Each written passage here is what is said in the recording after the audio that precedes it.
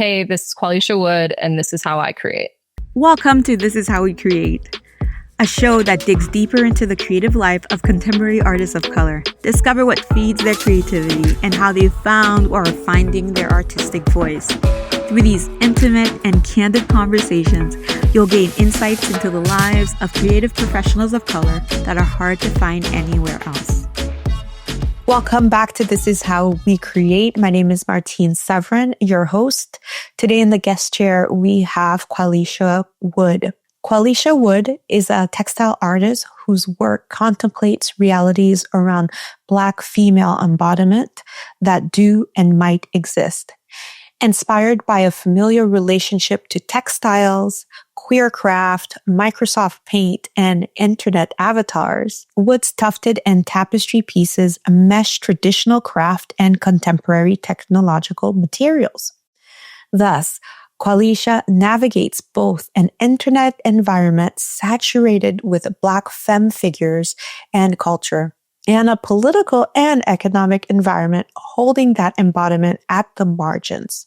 For her, what are intuitive combinations of analog and cybernetic compositional processes make for a plainly contemporary exploration of Black American femme ontology. Welcome to the show, Qualeasha. Thank you.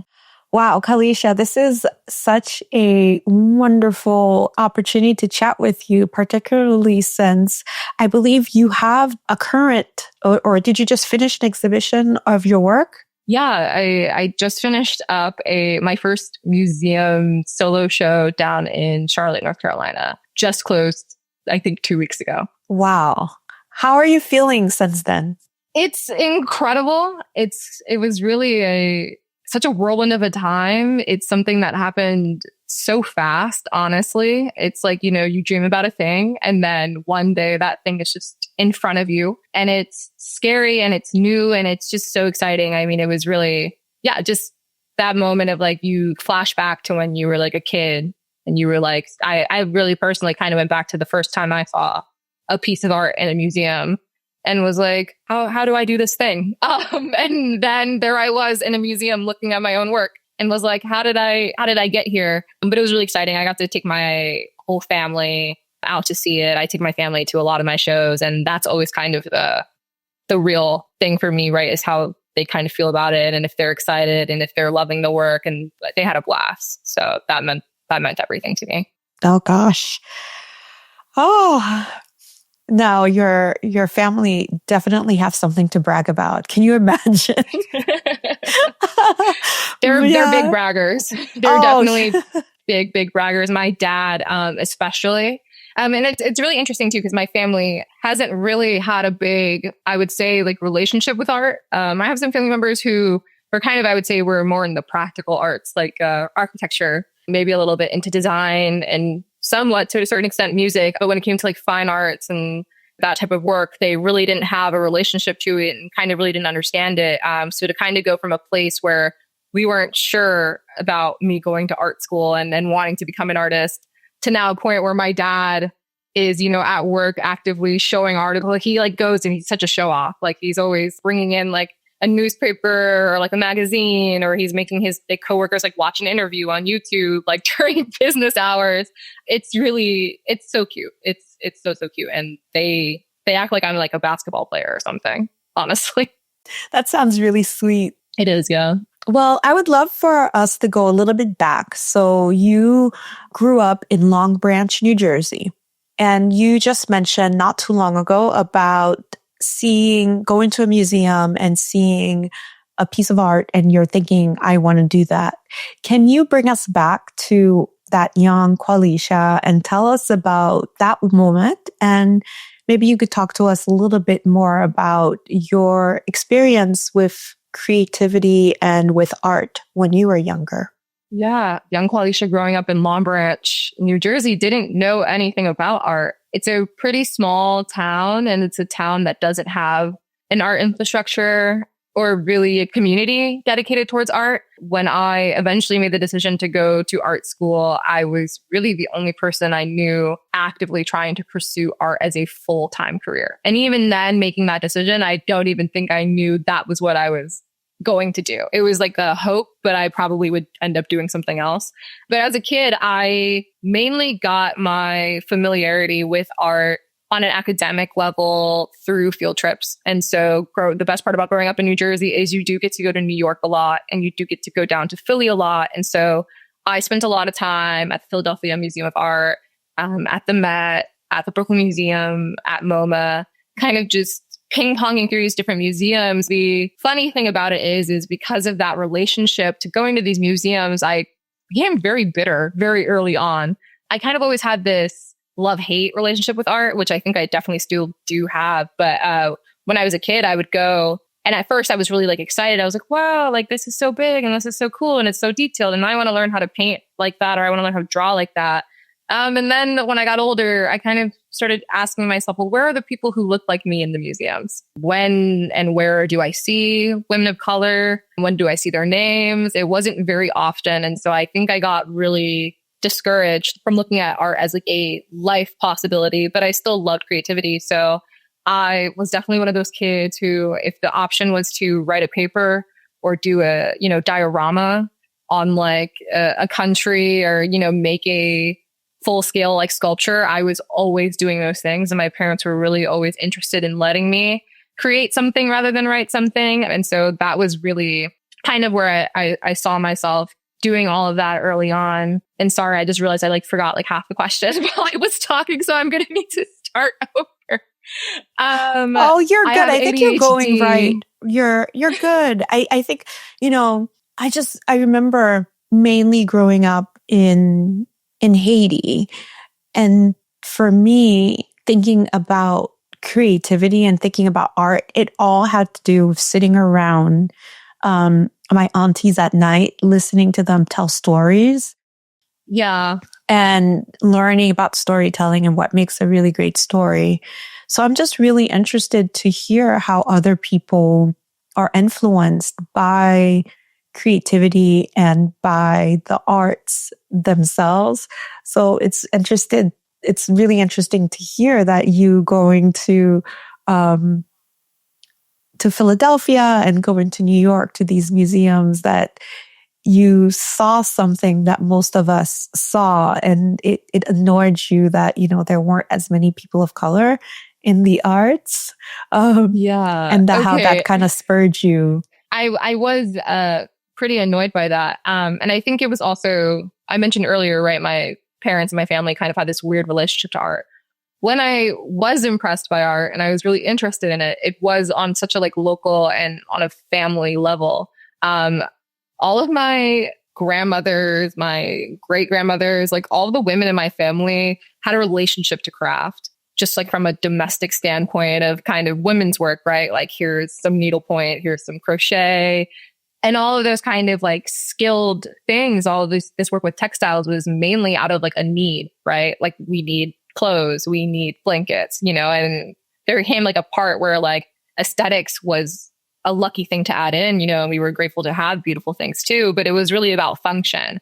And I grew up with a lot of those objects. Here in my studio right now, I'm literally staring at a crocheted quilt that my great grandmother made. So those types of objects I think were always really present for me, and things that I found more value in, right? Just like knowing that someone's hand made these like very careful and considerate objects. And I think having that family relation for me felt really valuable. But yeah, being in the museums, it just didn't transfer over. And I think a lot of that had to do with the way that, thinking about storytelling, the way that stories are told through art. I think I felt like I was being told going to these exhibitions and kind of only seeing art that was mostly stolen from another continent.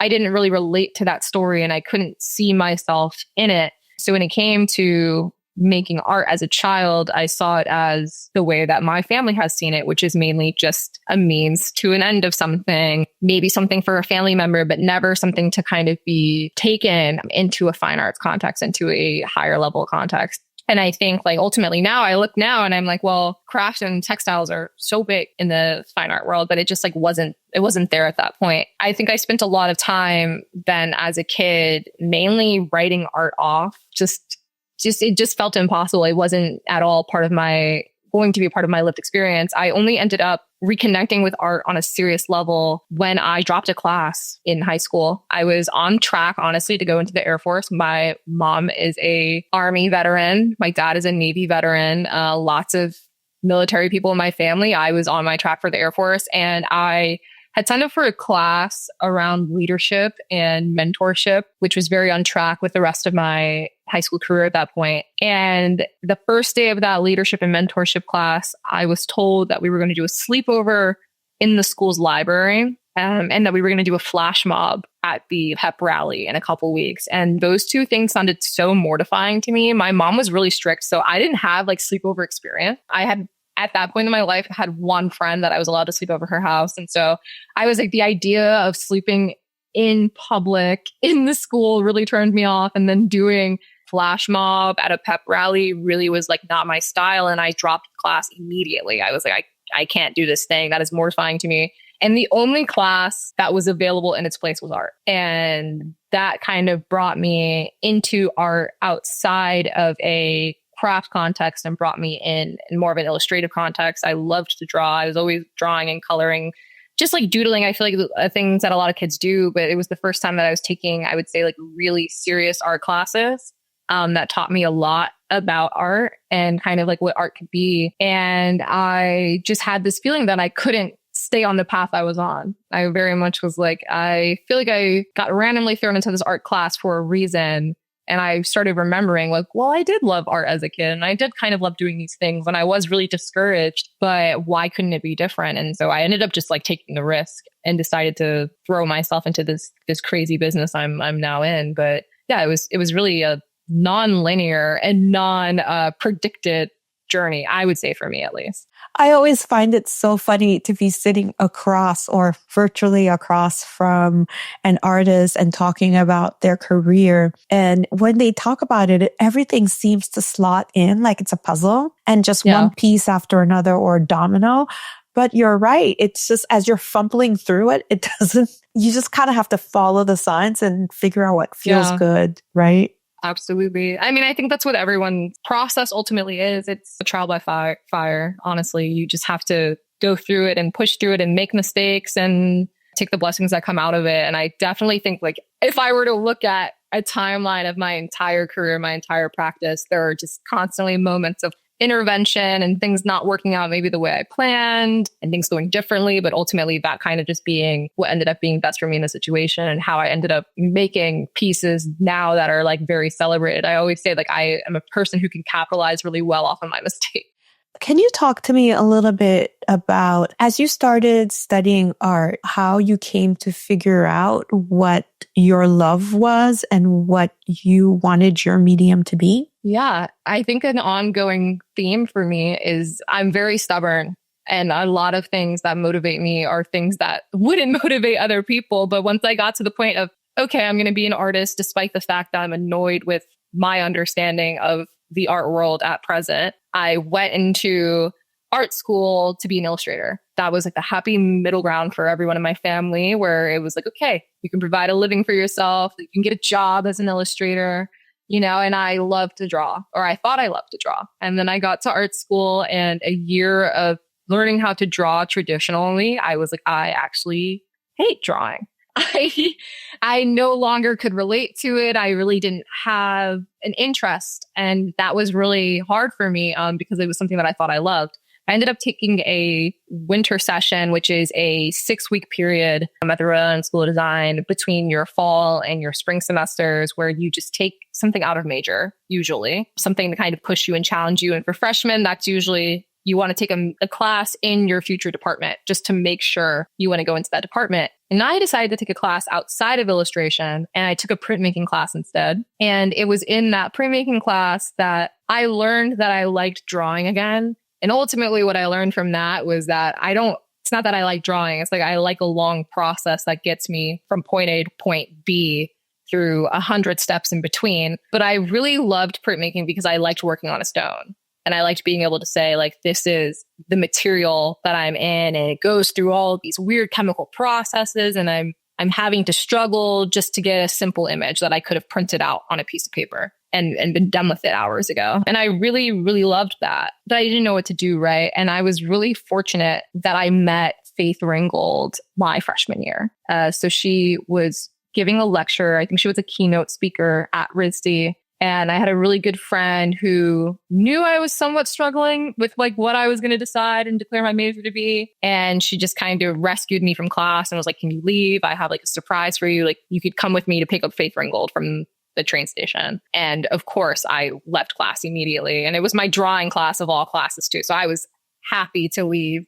And I got to meet Faith Ringgold and we talked. And that's like a really rare opportunity, I think, that you get to talk to somebody that you really admire since a child. That was absolutely insane. And I told her, you know, that I was declared illustration, but I really didn't want to. My parents didn't want me to switch into printmaking. I had no idea how to be a printmaker or any of those things. And she was just like, you have to do it. Like, you have to follow your dream. You have to kind of trust your gut. You can't limit, you know, yourself based on like what everyone else thinks you should do or what seems traditional, you know. And then I think, you know, like kind of, she kind of also again gave me a lesson where it was like, you know, people have kind of sacrificed to be here where you are, right? And then to settle is kind of a disservice to yourself. We had a really good chat. We took a little selfie, which was also really funny because I'll never forget that she was like, that doesn't really look like us, which became a really integral part of my practice later, right? This idea of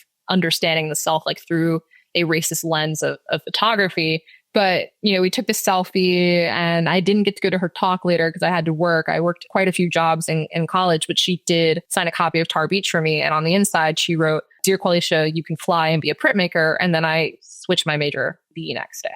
Oh my gosh. Talk about being given a sign. Yeah. The biggest sign in neon. The biggest, yeah. It was a billboard sign. Oh, yeah. And to think, I mean, you must have been gutted when she passed. I cried. Yeah, I was absolutely gutted. I just felt like really thankful that I had like that moment because truly changed my life. Like I say, like it shaped my entire career. I think everything obviously happens for a reason, but I literally am like, without that one conversation, that one car ride, and that one just note from her, I don't think I'd be here because I would probably still be an illustration major and I would have went on to go do something that I probably wouldn't enjoy as much. So I definitely have always like felt this immense level of gratitude for her. And even just in that short time of knowing her, it's just like her impact. And her impact has always been massive, but to then have a very direct impact on my life, I mean, I was speechless to say the least. Yeah. Oh, how I think a car ride changed my life as well, but not in the same way. But it's really wonderful to hear how just a short time can really change your trajectory. But it sounds like that's happened to you twice now. Not wanting to sleep over at the library and not wanting to do a flash mob, and now getting to sit in a car ride with Faith Ringgold. That's incredible. So talk to me a little bit about learning printmaking and eventually dipping your toes into textiles. Yeah. I got into textiles really quickly, really suddenly. I had taken a class. So every freshman has to take spatial dynamics, and you take the same core classes in the fall as you do the spring, but the way that they're taught is really dependent on the professor. I had a not so great time in my first round with spatial dynamics, which is just 3D art. So sculpture, woodworking, all that type of stuff. First time around, the guy was very traditional. So everything was like sculptures in wood, lighting fixtures, kind of things like that. The second person I had was, you know, she was a performance artist. So it was a lot more open. And I kind of shared with her how I didn't really get anything out of my first semester of spatial dynamics. And she was like, okay, well, we're going to do things differently. And I really want you to be considerate about the mediums you're working in. So since the point there is to kind of branch into a more 3D or a more video realm, I really lean into that. And for me, as somebody who does not work well in furniture or wood, or I'm honestly very, very bad at math. So I was like, anything with a ruler, please count me out. I wanted to work in textiles, and it just made sense at the time. The first thing I ever did in that medium at the school was a quilt that was probably 5 feet by 6 feet. And I embroidered a portrait of my face on it. And I did a very cliche thing, which is I had cut all my hair off at the time and my hair was in locks. And I ended up like sewing my hair like back onto the portrait, which is so cringy for me to think about like today. But that was the first thing I ended up doing. And I really just liked it. And my parents liked it, which for me was really exciting. And I think that was ultimately when we were then like critiquing the pieces and we're giving our little spiels about it. I was just like, well, I think I started working in textiles because one, I missed my family. I'm in this new environment that is so different than anywhere I've ever been in my entire life. And I can't relate to a lot of people. And my parents and my family also can't relate to me. Like they can't relate to this like academic jargon that is steeped in art history and all these things that they haven't personally studied. The concerns that you have in an art environment are very different than the concerns you have in the real world. And so there was this like disconnect, and I was really looking to bridge that divide. And also at the same time, I was like, I never really learned how to do what all these women in my family knew. I just had to be passed down. And so I never got that passed down to me fully. And so I wanted it then. I just really, really liked it. And when it came to printmaking, there are so few rules in printmaking. It was at the time considered one of the most open-minded departments that there were. And so I remember I did a print and I did it on paper and I was like, this is boring. Doesn't feel like it's doing anything. And I just like wasn't satisfied. And I remembered I was at the time working in portraits. I was taking photos of people and I was going to do these prints. Everybody was sleeping. So I invited a bunch of strangers and some friends, but I just put out an open call on, at the time, Facebook, and said, if you need to take a nap at any time, please come over to my dorm and you can sleep in my bed and I'll give you snacks. But the only rule is that I have to be able to take a photograph of you because I'm doing this whole project around sleep and lack of sleep and then intimacy. And I was like, that doesn't make sense to me to print on paper. So I ended up doing these photo plates and I printed them on like silk sheets. And then I ended up taking those silk sheets and then I ended up sewing them into mini pillowcases and then stuffing them and made this kind of photo book sculpture out of these like little pillow portraits of people. And so it was this like really odd thing that ultimately I kept enjoying. And so I just decided I should just keep doing kind of weird things. And for me, that was always like working in textiles, kind of always finding out like, okay, what shouldn't I be doing here in this department? And how do I bring in the thing I shouldn't be doing, but also kind of, I still have to get my grades together. So I just started playing around, I think, with different ways of making and different ways of seeing and kind of trying to provide an experience that wasn't just, okay, you show up and you see the work and then it stops there. I think when I think about the things I didn't like as a kid about art, and I think also about having ADHD, is it's really hard for me to want to stay focused. And I think like, what are the ways that we grab attention in work? And a big part of it for me was material. And a bigger part of it for me was scale. I ultimately came into working in the jacquard years later. This was like 3 years and I was still in printmaking. I actually never switched out of that department and I never took a class formally in textiles. Even across my master's, I never once took a textiles course. Can I ask why you never took a course in textiles? Well, from a a very literal standpoint, it was really hard to get into the textiles department at RISD. It is one of the most coveted departments. Everyone wants to take a textiles course. And they're really, really stingy, I think, about access. So I just wasn't able to ever get a registration time slot that allowed me to take a textiles class. And then on top of that, I just was really lucky that all of my friends were textiles majors. So you learned from them? Yeah. I was able to kind of learn from them. So the textiles building was right across from the printmaking building. So we would like run across all the time and kind of like work in each other's spaces. I'd help them like screen print over in the printmaking building. They would kind of show me like, okay, this is how you like wind a warp. This is how we set up the embroidery files. You know, we were kind of just cross skill sharing, which is very, really, really common, honestly. I found at RISD, but most of the skills I learned were through textiles majors.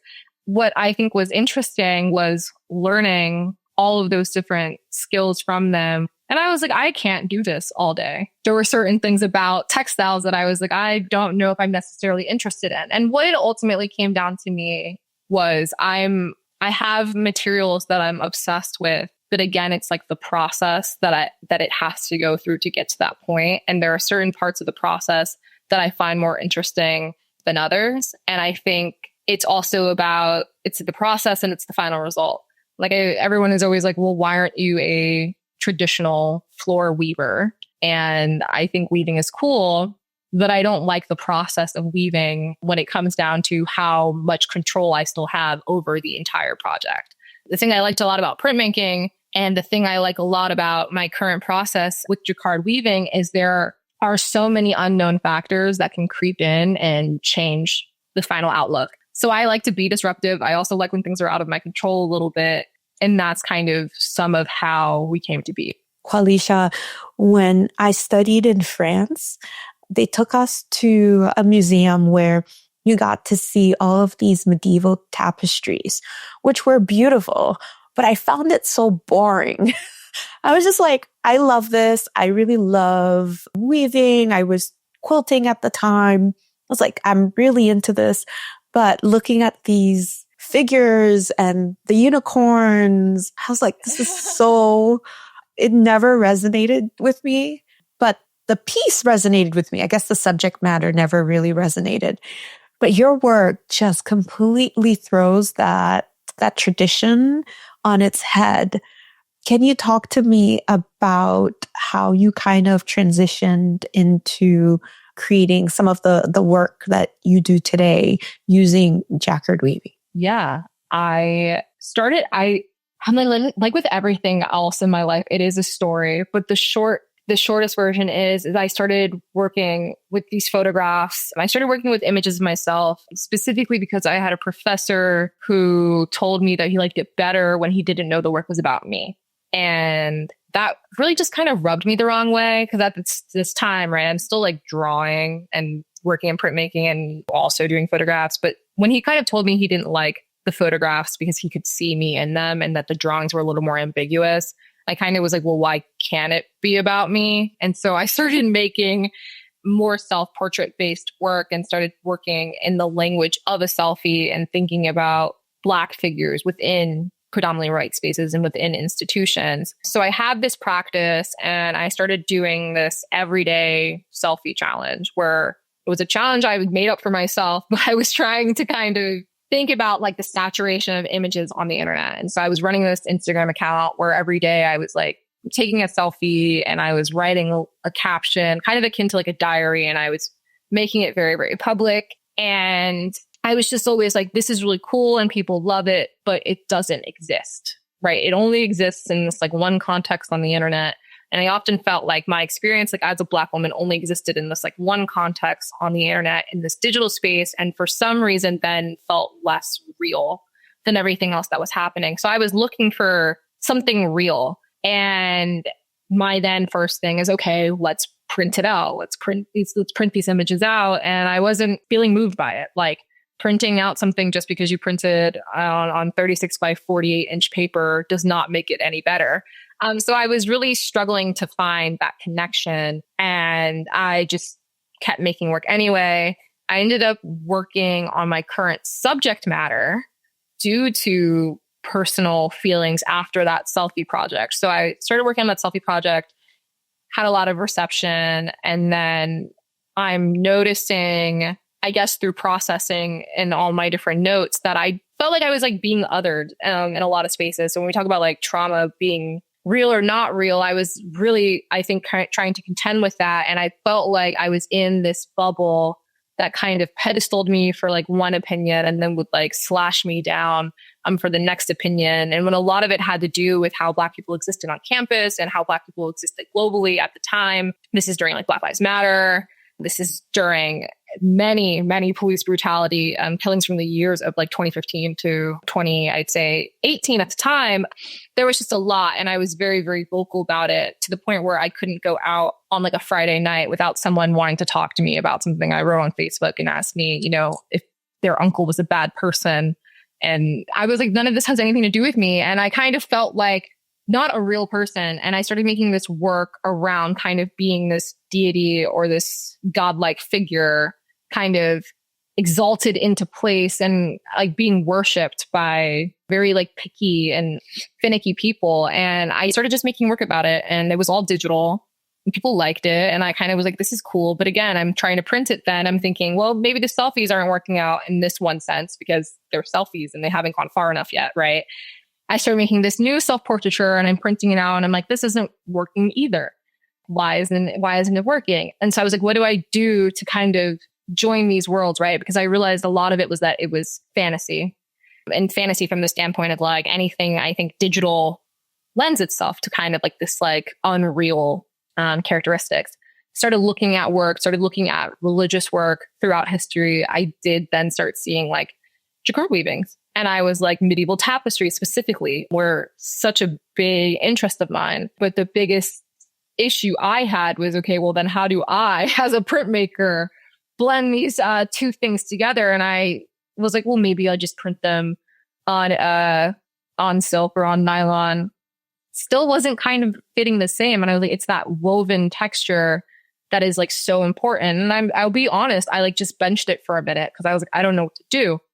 Lo and behold, I go home another winter. I go home, I'm visiting my grandmother and I'm just staying with her for a few nights. And the first night I'm there, she tucks me in to the couch. It's like 1 a.m. She's like tucking me in on the couch and she drapes this like blanket over me and she turns off the light. And I don't sleep well when I travel. So I was up for a bit and I just started noticing what she gave me. And it was actually a woven blanket of photos of me and my brother and my cousins when we were all babies. And I'm not going to lie to you, like with everything else, I was like, oh, this could have been designed better. I was like, who did this? My aunt? Yeah. And I always feel so bad when I say that. But it was a really sweet object. But I really was like, I would have put this together differently. And through that kind of critique process, my brain said, wait, you're looking at a woven image that's not just something that was done by hand, and it's not something from the 1800s. I was like, these are photos of you from your lifetime on a real object in front of you, and like all these stitches are creating this image. And I just stayed up, I think, for hours, just like staring at every part of it. When I got back to campus, like a week and a half later, I was immediately at the Textile building, like banging on the doors, and I was like, how do I do this over here?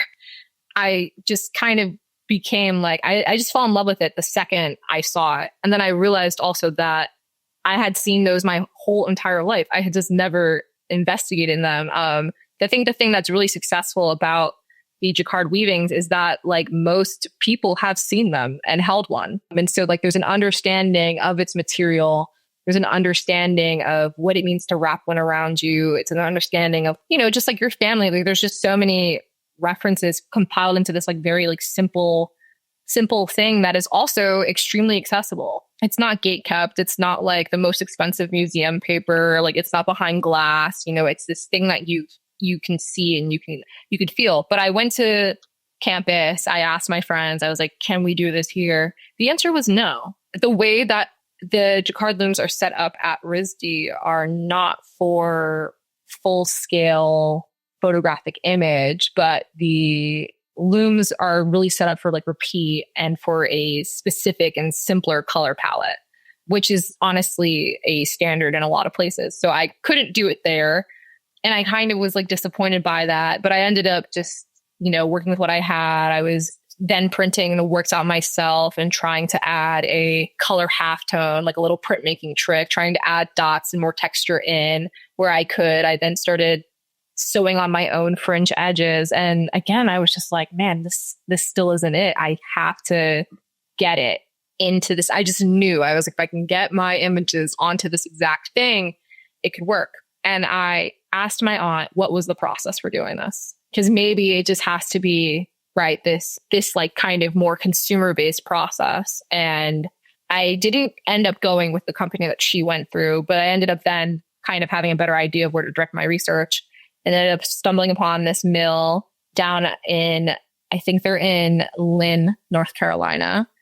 And I reached out to them and I was like, I have a weird request. I know you guys do wholesale. I know you guys typically maybe work with illustrators and people who kind of want to sell little anime rugs or something. I was like, but I'm trying to do something a little different.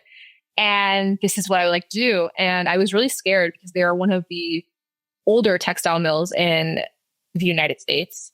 And when you go on the website, everything is like probably American made. And there's like a bald eagle that like comes out with like a USA flag after you place your order. But they were so excited. And I got the work back and it was the scariest thing that I'd ever seen. And that fear for me let me know that I was doing like the right thing. And that just kind of went from there for me. I just never really looked back. I just started being like, okay, this is my thing now. This is like my medium. Like it scared me so good that I was like, it has to be something worth pursuing. So Faith Ringgold was right. Indeed. Yes, absolutely. She was 100% right. So once you graduate RISD, what happens? Because you stayed there and you got your master's from RISD as well, right? I got my master's from Cranbrook, but I did a no-no. What is this no-no? The no-no is getting your master's in art immediately after your bachelor's. That is a big, big no-no. Everyone says that you have to wait. You have to give yourself a few years to go out into the world and develop a practice. But I felt really confident that I already knew my practice. I felt confident that I was doing something that was worth seeing through and that was going to be the thing that I did. And I applied for all my master's programs while I was in my senior year writing my thesis. So I did that at the same time. And I went right into getting my master's only 3 months after finishing my undergraduate degree. So that was the no-no, was speeding up the timeline by cutting it completely. Or, I mean, obviously, well, maybe not obviously. How are you feeling about that decision? I think it was the only decision. It worked out. It worked out so well. And I talked to a lot of students about this that are in undergraduates. I still keep in contact with a lot of current students at the Rhode Island School of Design. I try to mentor and kind of just like be available because I understand what it's like to be a minority, like in a very intense new environment where you could feel underprepared. And then I also talk to some current grad students as well. But I tell everybody that I wouldn't have done anything else. I wouldn't have done it at all differently. I knew that when I was applying to grad school, that if I didn't go to grad school, I was not going to make it. And I don't say that because I think that MFAs are that important, because I actually don't, which is always a thing that people are always shocked by. But I only have a master's degree, I say, because I had to get one from a optics standpoint of like people value this degree.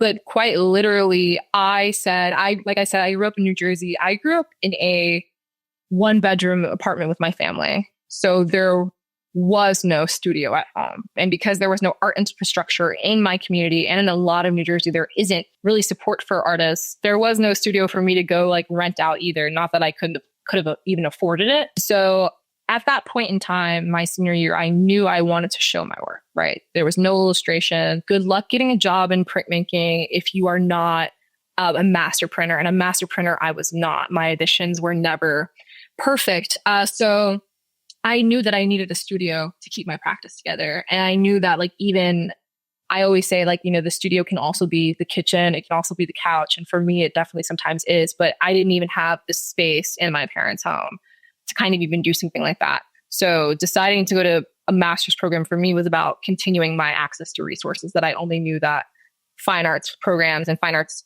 specific schools as well like had. And so making the decision to go to Cranbrook and major in photography was about strategy. It was really just about finding the best program that was going to give me the biggest studio and the most time to really push and grow. And in my brain, I said, by the end of these 2 years, I need to be doing something. And I did it. I ended up doing a lot while I was still there, which was shocking. But that was 100% like the best decision I ever could have made, going straight into grad school. So at this point in your career, Qualeasha, your work is in the Met. Yeah. It's in the Brooklyn Museum, correct? It's in the Dean collection, which showed at the Brooklyn Museum. you have some celebrities who have acquired your work. They're your collectors. Can you talk to me about your definition of success? As all of these things have happened, and obviously all of it has to do with all the work, the hard work, as well as the sacrifices that you put in. But I'm wondering, as in the last few years, what are your thoughts on what success looks like, and have you redefined what success is for yourself? I have absolutely redefined what success is. And it's really, I think, interesting because when I first wanted to be an artist, like when I first accepted that decision and I was going to school, and even though I knew I was there to like potentially follow this certain plan and become an illustrator and then like go get this job, I really just kind of wanted to prove to a younger me that I could do it and kind of be that example of somebody who came from a town and didn't necessarily grow up with like money or any of these things and was able to still like make this dream come true. And that for me was success. And then as like my career developed and as things changed, and I knew I wanted to be a fine artist and kind of focus on showing, like my dreams were very much like success for me was like, okay, well, I have to have a museum show and a museum acquisition and, all those like kind of like benchmarks of like, here's my career. And it became that. And then when I started checking those things off, and for me in a way that seemed very quick, and I think because they came so quick, and especially when I wasn't expecting them, I was like, oh, well, what do I do? And like, what does make me happy and what does feel really good about this thing? Because now I'm here and I've done it already. And I still have so much of my career, my life ahead of me. But I actually had a moment last year that was so important. So when I had that collection, I had the show at the Met. I was in the group show at the Met in 2021 with a piece that I made actually in grad school, in my grad program. I had that exhibition and there was so much buzz around it. I was one of the youngest artists at the time to show and then be acquired. And I brought students from my high school to see the piece at the Met. And it was a really cool thing that one of my former English teachers in high school helped organize. He was really riding for me. And so we organized this trip. They come, I'm there. I'm like not getting paid, but I'm like, these kids need to see this. Because if I had saw this in high school, this would have changed everything for me. So we're there and we're talking and I get to talk to all these kids and I'm just doing this like little lecture. We're talking about the work. We're in front of it, which is incredible. And then I go home, right? It's over. It's done. Don't think about it anymore. This is in 2022, I think, is when we had this trip. Last year now, end of 2023, I'm at my opening for my first, solo show in New York. And I'm at the opening and this girl comes up to me and she's like, you probably don't remember me, but I was one of those high school students that came to see your work at the Met. And I was like, oh, like, it's so nice that you came and, how are you? And we're talking. And she was like, I just wanted to let you know that, through meeting you and all that, I felt like really inspired to go like pursue my own art practice. And so she's currently a student at NYU studying art. And for me, I think that is like my definition of success because that's really more so like what I set out to do, which was like have an impact on young women, like specifically and young women of color, ultimately, like, and their relationship with the art and feeling like this was something that they could do. And so success for me really looks like those moments where I'm able to speak with someone and know that like the work had a direct impact on the way that they are able to move in the world and the things that they feel that they can do. That really refocused, I would say, my parameters of like success a lot. Wow. And then that's the one person who came up to you to tell you about that, right? And there's likely to be evidence of other people who didn't come to tell you, all the people who you've affected and then inspired. Yeah, there definitely are. I mean, I think it's a thing where people, I think also like with the internet, like people say they'll DM you or they'll email you because, I definitely have heard some really, really nice and like heartwarming things, but to see someone like from like the same place as me, I think like fully like step into that and felt like it was a safe choice for them to make because someone from their hometown was also able to do it. I think it just like rocked me in a very like different way. Because I think I think even like with meeting Faith Ringgold, seeing someone who looked like me was so like having someone who looked like me that was a part of my life without knowing it say something like that to me was really what got me there. Because it wasn't also that there weren't other people in my life, like also supporting, right, this idea or this like decision that I wanted to make. It was really about like my relationship in my spirit with her at that time, in her practice at that time. And so, yeah, then having that direct impact on someone just from the same place as me felt really like it was that like full circle moment and like that healing for like my little inner child. I was like, okay, well, maybe we can be a little less bitter about the art world now and we can like, you know, get into like doing some real work. I also think it was like a reminder, right, of like you're saying, like there are so many other people, and like, yeah, you just don't feel, I think, or appreciate those things until they really, really hit close to home. Yeah. Thank you so much for joining us, Qualeasha. This was so much fun. I think I have so many more questions for you, but there's only so much time in the day. Yeah. But one of the things that it's not necessarily a question, and I don't quite know where I'm going with it yet, but I'm just thinking about, you know, in terms of the prep we were doing for this episode, you were talking about textiles and how all of the women in your family have passed down these textiles, and that you don't have photos of your ancestors from way back when, but you do have these textiles. And I just want to congratulate you and to thank you for leaving us something for us all and your family as well to have. And thank you so much for redefining this field. And like the artistry is unrivaled, right? For those tapestries. But I mean, just to see your work and how you really push back at what's going on during this time that we're living in. And you seem to have your finger at the pulse of what's going on. And you really challenge us to rethink what we think about ourselves as well as the world that we're living in. So thank you so much. Thank you. Thank you so much. Hi there.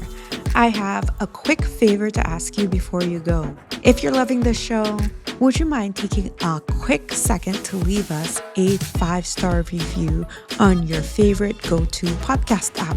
Here's the thing. Those reviews are like magic fairy dust. They help other creatives of color discover our show and tap into their own artistic superpowers. While you're at it, why not subscribe to our Substack newsletter, Creative Matters? Creative Matters is like a weekly dose of inspiration delivered straight to your inbox. You can find the link to subscribe in the show notes.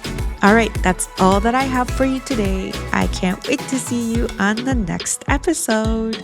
Bye.